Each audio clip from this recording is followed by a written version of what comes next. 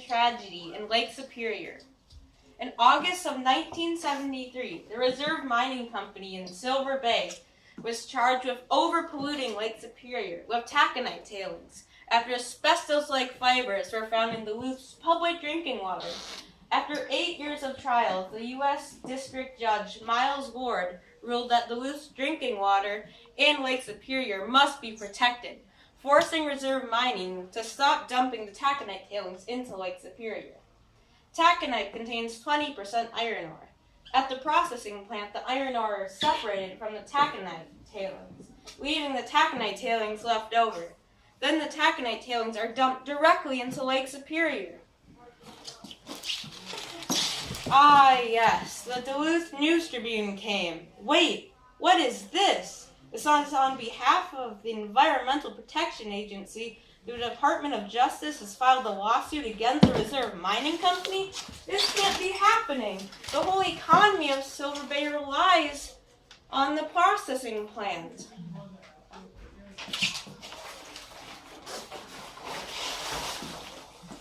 I'm Walter Svay, part of a 3-generation family of fishermen. We have been fishing for herring all our lives. I don't know if you realize yet, but all of those taconite tailings are dumping into Lake Superior is covering the lake with sludge, preventing the herring from laying their eggs on the bottom of the lake. Ever since 1947, when you started dumping in the lake, it has been harder and harder to make a living fishing. After 25 years of this mess, I have had enough.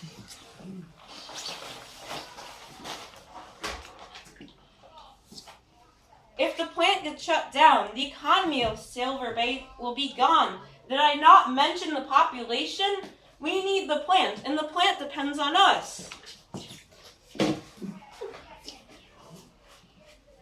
I am Arlene Leto. I grew up on Lake Superior. My parents also used to own a resort on the lake. I've been bringing my family to the North Shore for years, but recently I have noticed there haven't been many other tourists around due to the poor water quality. Lake Superior was known for crystal clear water, but now we can hardly see the bottom. Is dumping asbestos taconite tailing junk in Lake Superior even legal? If so, by showing me the papers.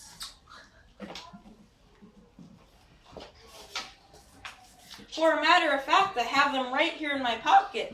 It says on December 22nd, 1947, the Minnesota Water Pollution Control Commission issued a permit to Reserve, letting us dump the discharged taconite tailings into Lake Superior. So as far as I'm concerned, what we're doing is completely legal.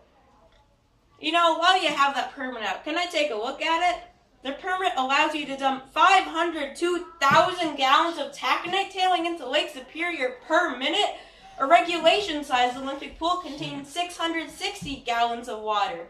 Think about it. You're filling an Olympic pool every 1 minute and 20 seconds. Do you realize what you've been doing to Lake Superior for the last 25 years? Yeah, so what? I don't see the problem. I don't know if you realize, but 50% of American steel comes out of our processing plant, benefiting the people of Minnesota and the entire country. Plus, the only people affected by the taconite tailings is the people who live 50 miles north and south of the shore. Not just people's health is affected by the tailings, the animals and the water too. Fine, I'll see you in court. The first lawsuit between the United States and Reserve happened in 1969 to try to stop Reserve from dumping in Lake Superior. One of the first noticeable effects on the lake was called the green water phenomenon. The small taconite particles in the water would catch sunlight, warming up the lake, causing algae to grow, causing Lake Superior to turn green, and posing a large risk to fish. No, that doesn't make the lake turn green. It's all just an illusion. The taconite tailings sink to the bottom of the lake, not affecting the water quality. I have seen the lake with my own eyes, and it is noticeably greener than usual. Right now, you're telling me not to trust my own eyes? In 1970, the local judge of Lake County ruled that discharged taconite tailings had no effect on the water quality. But the judge did conclude that not all the tailings sink to the bottom, like Reserve promised. This was the start of a long duel between the United States and Reserve. The judge was also worried that the taconite tailings would be a potential pollution problem, A long-term solution would be needed. How about we dispose the tailings in the Great Trough? I call it the Deep Pipe Plan. All we would have to do is build a giant pipe leading to the Great Trough underground. That way it won't affect any people, animals, or the water quality. Nah, that does not sound like a great alternative. Later that year, Wendell Anderson of the DFL party was elected for governor. Wendell Anderson, Judge Miles Ward, and the governor of Wisconsin soon got to work, trying to convince federal officials to force Reserve into using an alternate way of disposal. This was even more difficult because Reserve had the Republican Richard Nixon and other federal officials on their side. Even though the federal government was on Reserve's side, the EPA was able to convince the Nixon administration to file a lawsuit against Reserve in February 1972. Back in Minnesota, many smaller towns along the North Shore began picking sides. The majority of the people were defending Reserve. In August of 1973, the start of the trials began. Judge Ward told Reserve that it should start getting prepared for an on-land disposal site, because no matter what, Judge Ward knew that Reserve would not be dumping into Lake Superior anymore. The trial would be the longest environmental trial so far. At the start, the U.S. brought in almost every asbestos expert in the courtroom to prove that the tailings are a threat to human health, arguing that they were virtually identical to asbestos fibers. Even with the health risks, there was no evidence proving that the tailings affect human health immediately. Reserve used this to argue that the tailings weren't harmful to human health at all. The people living in Silver Bay said that they felt fine and believed the taconite tailings had no effect on themselves. At the time, a biophysicist from Mount Sinai School of Medicine released a study about how asbestos exposure affects human health. He discovered that it takes around 10 years to have noticeable effects on the human body.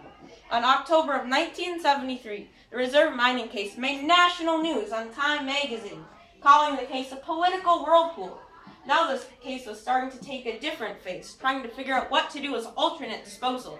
Reserve repeatedly reminded the judge of the Deep Pipe Plan, but the judge was sure that an on-land disposal site would be the best solution. On January 5th, the judge declared that the trial would end if Reserve accepted the on-land disposal plan, or if Reserve rejected the plan, he would completely shut down the plant immediately. Now by mid-April, the trials were all done. The judge finalized the on-land disposal plan, but he still had one more problem to deal with: getting clean water to Silver Bay. This was solved by supplying free filtered water to the cities affected by the tailings. On April 20th, 1974, at 5:15, the judge ordered that all discharging of taconite tailings be ended at 12:01 of April 21st, 1974. At 1 minute after midnight, the Reserve plant shut down. More than 3,000 employees were out of work, just like that. The ruling of the U.S. Reserve had a tragic ending in the eyes of the 3,000 employees who worked for Reserve. The U.S. had 15% less American steel than it had before the ruling. The ruling was also a triumph for all the environmentalists, animals, the water, Judge Miles Ward, and the people's health of Duluth and the North Shore. We need to look back and remember the triumph for public health and for Lake Superior.